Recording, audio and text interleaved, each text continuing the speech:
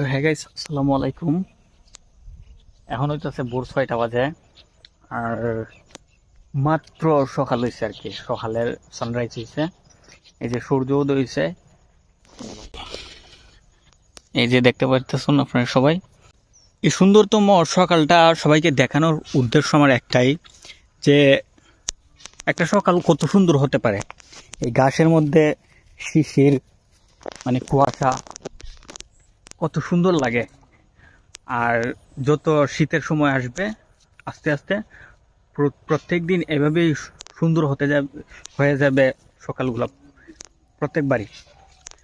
আরেকটা জিনিস, এই যে আমাদের বন্ধের মাঝখান দিয়ে রাস্তাটা সবাই দেখতে পারতেছেন, এই রাস্তাটা কিন্তু কোনো সরকারের অনুদান না বা কোনো সরকার বানিয়ে দেয় নাই।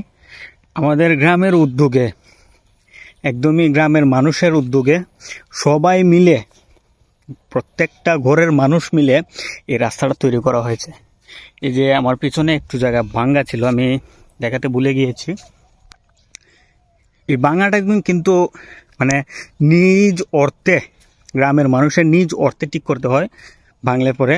আর এই রাস্তাটা অনেক দূর গিয়েছে, তো এই রাস্তাটাও যে কোনো কিছু হলে নিজ অর্থে ঠিক করতে হয়, কেউ দেখে না, নিজেরাই বানানো হয়েছে, আবার নিজ অর্থেই ঠিক করতে হয়।